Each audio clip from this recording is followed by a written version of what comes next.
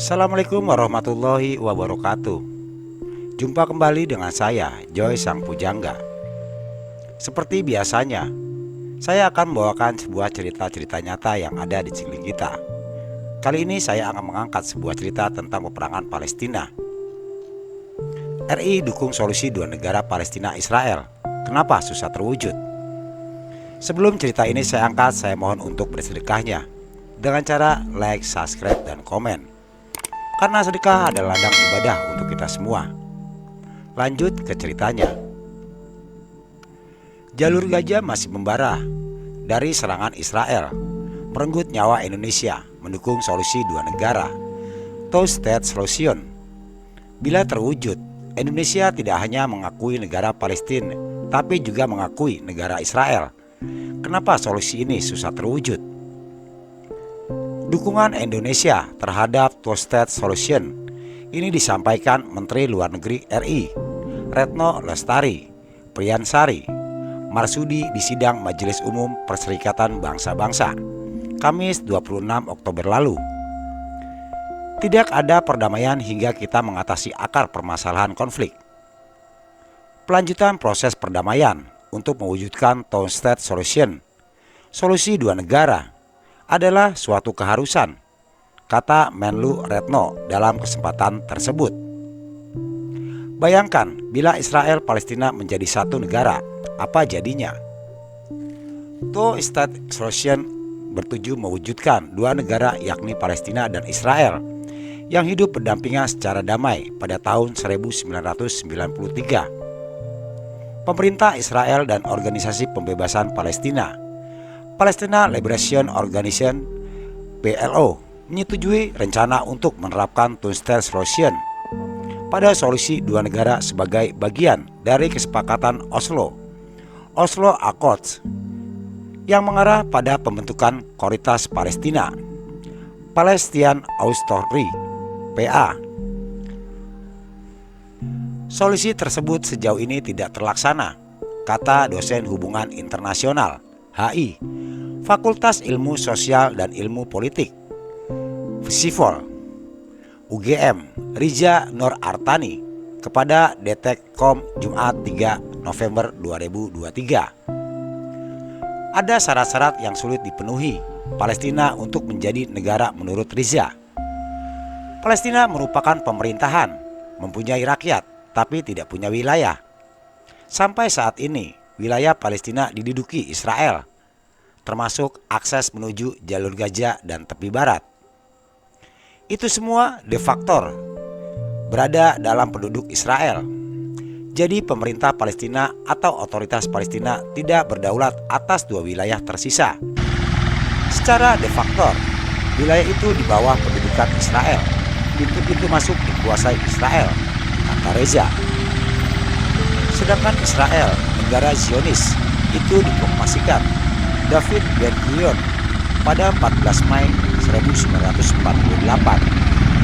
Israel diterima Perserikatannya Bangsa-Bangsa PBB sebagai anggota ke-59 pada 11 Mei 1949. Maka kini untuk mewujudkan two-state solution, pengakuan dunia terhadap negara Palestina menjadi penting. Indonesia mendukung Palestina, namun bila mendukung two-state solution, apakah itu berarti Indonesia harus mengakui adanya negara Israel? Indonesia tidak punya hubungan diplomatik dengan Israel, namun soal pengakuan terhadap eksistensi negara Israel itu dua hal yang terpisah, kata Riza.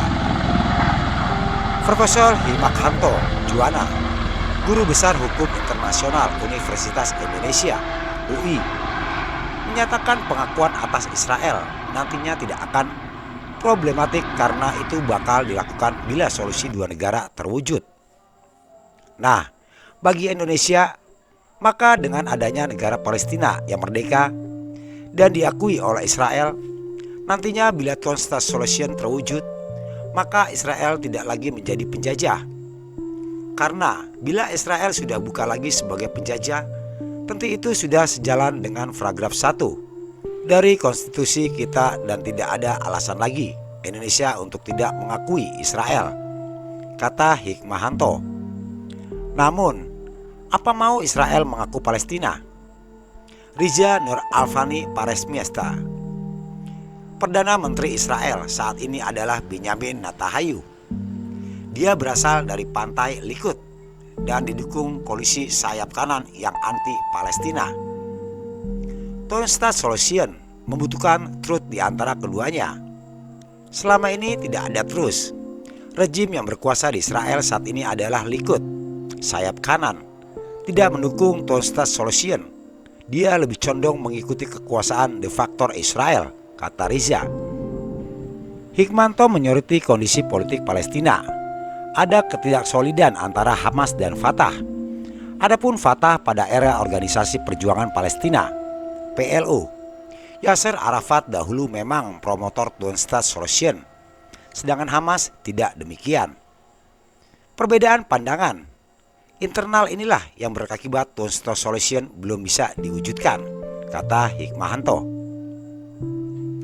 Siti Mutia Setiawati dari Departemen Ilmu Hubungan Internasional, DIHI, Visipol UGM, menyatakan two-state solution merupakan penyelesaian yang sebenarnya.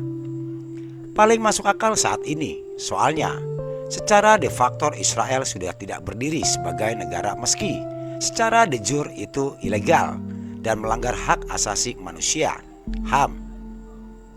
Pihak Palestina meskipun secara de jure merupakan bangsa yang sah menempati wilayah Palestina, tetapi secara de facto wilayahnya telah direbut oleh bangsa Yahudi melalui perang-perang, kata Siti. Siti menjelaskan, konflik ini berawal dari 14 Mei 1948 saat Israel memproklamasikan negaranya. Perang meletus pada 1948 sampai 1956 dan 1967. Setelah itu, Gaza menjadi tanah Palestina yang diikuti Israel. Sebenarnya PBB sudah mengeluarkan resolusi nomor 242 dan 338 yang memerintahkan Israel mengembalikan tanah yang direbut dari perang 1967, kata Siti. Israel dan Palestina sedang berperang. Indonesia menyatakan sikap mendukung solusi dua negara atau two-state solution, yakni mendukung pendirian negara Palestina dan negara Israel yang paling berdampingan dan damai. Di luar itu, ada pula ide satu negara atau one-state solution. Edward Said, aktivis politik Palestina, Amerika, dan pemikir studi postkolonial, mengemukakan one-state solution adalah solusi terbaik untuk konflik Israel dan Palestina. Dalam tulisannya di The New York Times 10 Januari 1999, dia membayangkan pendirian satu negara baru yang tanpa diskriminasi dan memperlakukan Yahudi dan Arab secara setara. Namun negara impian Edward Said ini haruslah negara demokratis dan sekular, tidak lagi mengusung konsep-konsep sekretarian yang selama ini juga mewarnai konflik Israel-Palestina. Konsep Zionisme adalah konsep berbahaya yang perlu dikikis. Nantinya, orang yang tinggal di situ tidak lagi menjadi anggota etnis atau ras, tapi menjadi warga negara yang hidup bersama. Baik gagasan tentang Israel Raya sebagai tanah orang-orang Yahudi yang diberikan Tuhan kepada mereka, maupun tentang Palestina sebagai tanah Arab yang tidak dapat diasingkan dari tanah air Arab, perlu dikurangi skala dan eksklusivitasnya, tulis Edward Said. Dia berkaca pada situasi politik apartheid, rasisme di Afrika Selatan, bila Absel bisa merubah mewujudkan negara yang demokratis dan tidak lagi rasis. Israel dan Palestina juga harus bisa.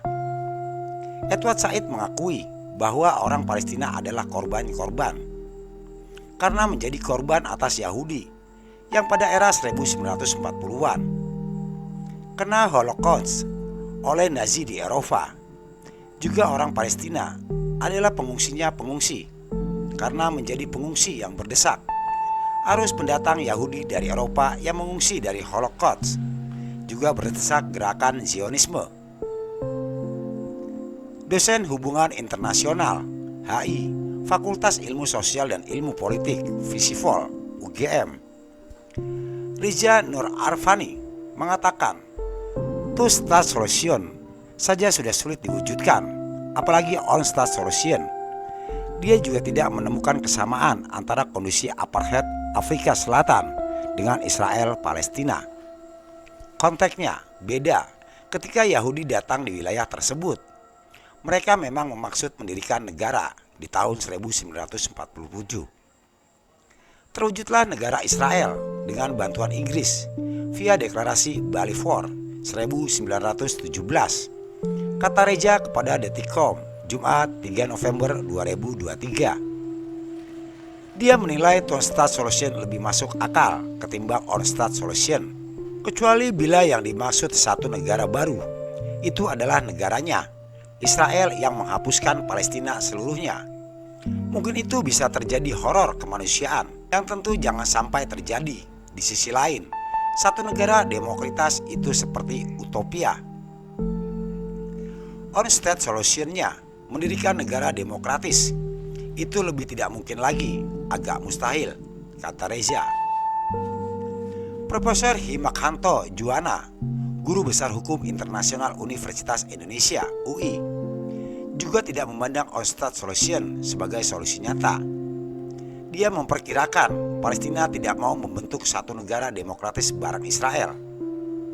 Palestina yang tidak mau pasti tanah rakyat Palestina kok di-share. Bagaimana pula bentuk pemerintahannya? Kan Israel mendirikan negaranya di atas tanah rakyat Palestina, kata Hikmahanto. Adapun Hamas, faksi Palestina yang menguasai jalur Gaza dan punya sayap paramiliter aktif, sebenarnya juga ingin mendirikan one-state, tapi bukan negara demokratis, sekular, melainkan Palestina saja. Hamas adalah organisasi Islamis Iran, negara yang getol membela perlawanan terhadap Israel, juga menolak two-state solution. Palestina merentang dari sungai Yordania ke laut Mediterania. Tidak kurang, kata pemimpin tertinggi Iran, Ayatollah Ali Khamenei, dilansir Al Jazeera pada 2 Oktober 2011 silam. PFLP atau Front Rakyat untuk Pembebasan Palestina, faksi komunis di Palestina, menolak two-state solution. PFLP ingin mendirikan satu negara yang demokratis dan sekular.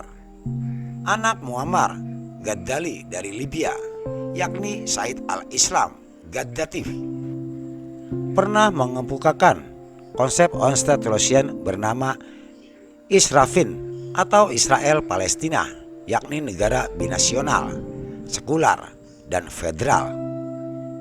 Itu adalah sebuah cerita tentang konflik-konflik yang ada di negara Palestina dan Israel. Nantikan cerita-cerita selanjutnya. Saya Joy Sang Pujangga. Assalamualaikum warahmatullahi wabarakatuh.